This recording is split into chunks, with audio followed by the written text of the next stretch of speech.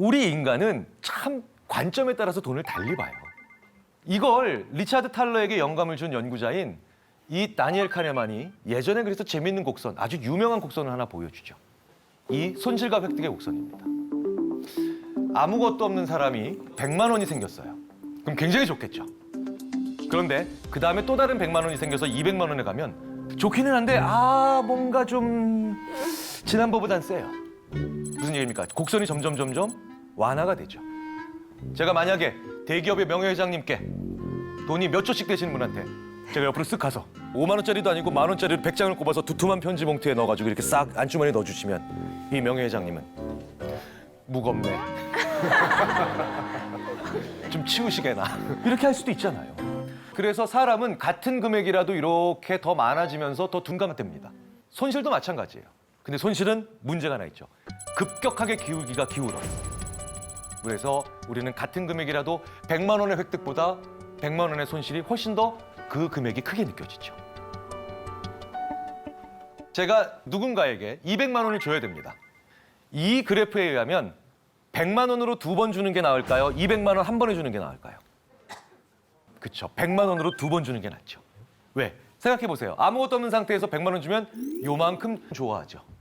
그리고 좀 이따가 다시 100만 원 주면 다시 또 그 칸만큼 좋아하죠. 200만 원 한 번에 주면 그 높이가 그만큼 상승하지 않잖아요. 그래서 인간은 작은 행복을 여러 번 느끼는 게 제목이 여러 개라서 좋을 수밖에 없어요. 네. 좋아, 그러면 한 번에 주지 않고 100만 원에 2번 나눠주면 좋아한다 그러니까 1원을 200만 번 주면 어때? 짜증나죠? 아니, 돈 갚을 때도 그런 친구들 있어요. 10만 원 빌려줬는데 5천 원씩 20번 갚는 친구들 있어요. 예. 근데 왜 이런 거는 별로 안 좋아하느냐는 거죠. 우리 마음에는 부킹 프라이스라는 게 있어요. 그러니까 부킹 프라이스는 뭡니까? 내 마음의 장부에 기입할 수 있는 가격이죠. 받았다고 치는 최저 금액이에요. 이런 거 있잖아요. 삼촌이 세뱃돈을 줬는데 500원 줘요. 그럼 우리 받았다고 안 쳐요. 그렇죠? 그거보다 더 적게 받으면 사람들이 불만족하다는 거예요. 짜증난다는 거예요. 그러니까 그 부킹 프라이스를 넘어서는 수준으로 줘야 되겠죠. 여기서 재미있는 국가별로 차이가 벌어지죠. 자, 우리나라는 얼마 만에 한 번씩 급여 받습니까? 한 달에 뭐 월급제죠. 그런데 꽤 많은 유럽 국가들은요, 주급제예요. 지금 급여 생활하고 계시는, 봉급 생활하고 계시는 분들한테 여쭤볼게요. 일주일에 한 번씩 4분의 1로 잘라서 나눠줘요. 짜증나죠? 받은 것 같지도 않죠? 제목의 개수가 한계라는 거죠, 월급은. 근데 4번 내로 나눠 받아도 괜찮다는 건 이 사람들이 제목이 더 많은 거예요. 돈의 제목이. 그래서요, 특히 북유럽 사람들은 저희가 보기엔 작은 걸로도 많이 행복해요. 왜? 주급받아서 그때 뭐하고 주급받아서 뭐하고 하는 거야. 사실은 그러니까 이 사람들은 한 달에 4번 기분 좋아지잖아요. 부킹 프라이스를 좀 낮춰야 돼요, 우리가. 사실은 행복해질 수 있는 중요한 방법 중에 하나가 바로 나를 행복하게 만들 수 있는 작은 것들의 리스트가 많아야 된다는 겁니다. 그래서 재밌는 연관성이 있죠. 위시리스트 아시죠? 위시리스트를 받아보면 우리나라 사람들은 위시리스트가 다 이거예요. 빌딩, 건물주. 네. 그렇죠? 사실 자질구레한 여러 가지를 위시리스트로 가지고 있는 사람들일수록 부킹 프라이스가 작겠죠. 내가 1,000원짜리 뭘 먹어도 행복하고 그 다음에 5,000원 정도 되는 음식을 뭐 하나든 맛있게 먹을 수 있는 사람들은 내가 1,000원, 5,000원 받을 때마다 그래도 장부에 기입한다는 거예요. 받았다고 친다는 거죠. 그러니까 만족과 행복의 빈도가 높아지잖아요. 행복은 강도가 아니라 빈도라는 거지 않습니까? 그래서 내 위시리스트를 한번 확인해 보실 필요가 있어요. 우리나라 사람을 연구를 많이 한 외국 심리학자들이 우리나라 사람들에 대한 대단한 찬사가 거기에 들어갑니다. 전 세계 IQ 1등, 근면 성실도 1등. 심지어 우리나라 사람들은 놀 때도 부지런해요. 얼마나 부지런하게 노냐면요. 특히 일주일에 하루는 찍어서 몸을 불태우면서 부지런해야 돼요.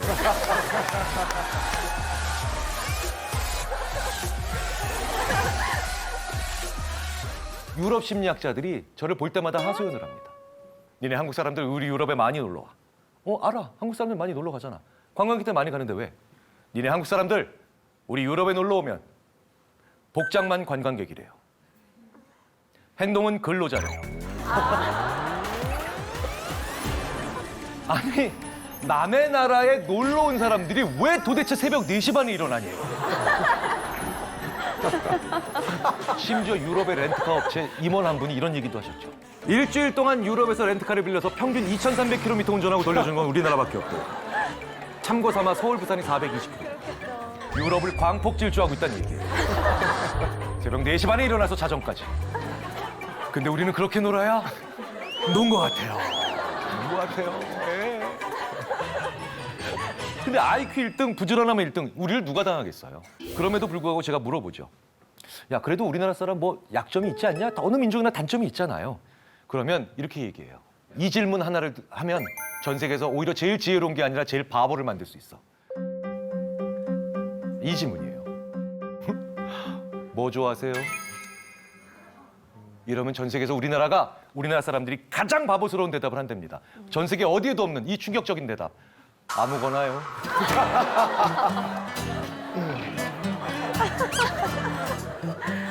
야, 뭐 드실래요? 아무거나요.